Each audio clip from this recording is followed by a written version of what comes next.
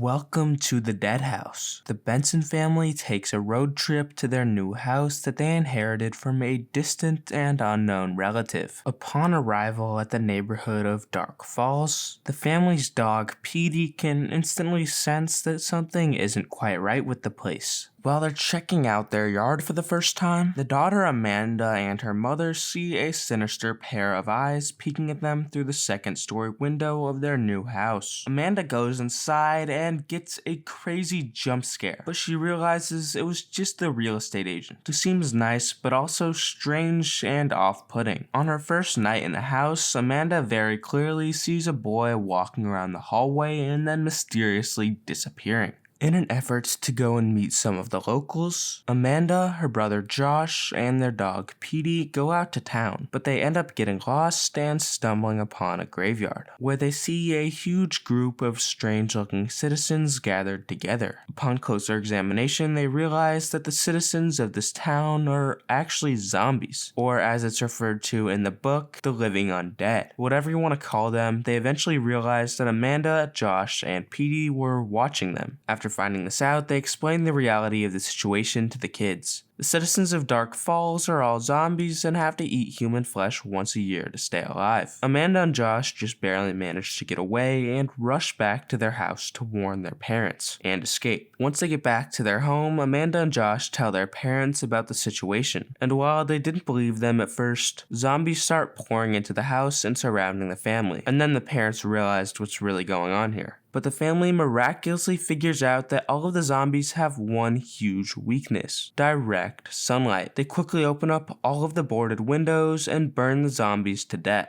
then make their grand escape from the town of Dark Falls. When on the highway after leaving, the family finds their dog Petey, who had previously been lost in the town. And the story ends on the crazy cliffhanger of Petey actually becoming one of the zombies himself now. Stay out of the basement. After their mother leaves for a work trip, Margaret and her younger brother Casey become increasingly concerned about their father, Dr. Brewer. Since losing his job, he has become reclusive and spends all of his time in the basement demanding the children stay out. His behavior becomes increasingly strange. He develops a green tint to his skin, starts eating plant food, and even has leaves sprouting from his head. His daughter Margaret becomes convinced that something is terribly wrong. Margaret and her little brother then sneak into the basement, a humid jungle of bizarre moving plants. They then find a shocking scene. Their real father is tied up and on the ground. The man they've been living with is not their father, but a plant clone created from his experiments. The clone has human memories, but is entirely a plant. A tense confrontation ensues when the plant clone returns to the basement.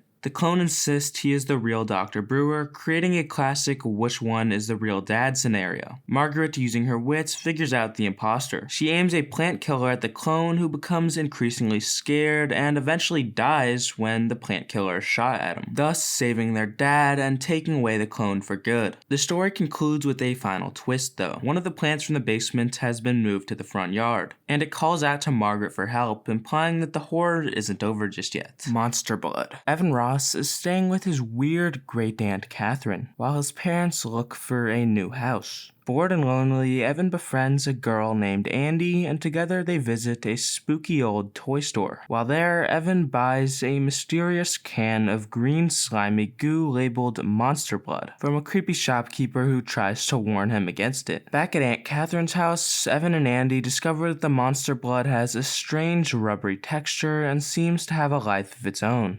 They play with it, and eventually Evan's dog, Trigger, accidentally swallows a large piece. The next day, Evan is horrified to find that Trigger has grown to an enormous and monstrous size. The monster blood itself begins to grow at an alarming rate, taking over the entire basement and threatening to engulf the house. As the goo expands, it becomes clear that it has a life of its own, bouncing and lurching with a mind to consume anything in its path. Evan and Andy are trapped, and their attempts to destroy the slime only cause it to grow larger and more aggressive. The climax reveals a very surprising twist. Aunt Catherine's cat, Sarah Beth, is actually a witch who created the monster blood to get rid of Evan. She had previously cursed Aunt Catherine, leaving her deaf and isolated isolated. In a final showdown, the gigantic trigger crashes through the house, distracting the witch. As she taunts them, the monster blood seizes its opportunity and devours Sarabeth. The witch's magic is undone, and the monster blood as well as Trigger shrink back to their normal size. The story ends on a final chilling note when Evan, on his flight home, notices that the monster blood is starting to engulf the plane he's on. Say cheese and die. Bored in their sleepy town, friends Greg, Sherry, Bird, and Michael decide to explore the local haunted house, the Kaufman Mansion. In the dusty basement, Greg discovers an unusual camera that instantly develops photos. He's excited to have found a cool toy and takes a picture of his friend Michael. When the photo develops, it shows Michael falling from the stairs, even though he's still standing perfectly. Seconds later, a railing breaks and Michael tumbles, exactly as the picture foretold. The friends are terrified, but Greg, who's intrigued by the camera's power, keeps it. He soon learns that the camera doesn't just predict bad luck, it seems to cause it. A photo of his dad's new car shows it completely wrecked, and soon after, his father is in a serious accident. The camera's sinister influence grows when Greg takes a photo of his friend Sherry at her birthday party, but she doesn't appear in the picture.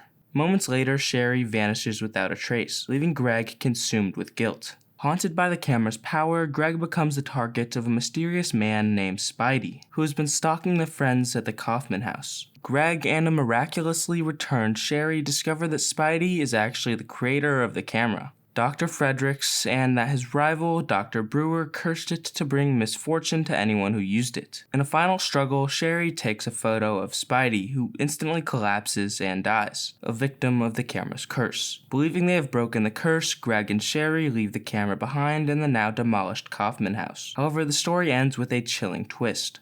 The two neighborhood bullies, Joey and Mickey, stumble upon the camera and begin taking pictures with it, setting the stage for more photographic horrors to come. The curse hasn't been broken, but merely has found new victims.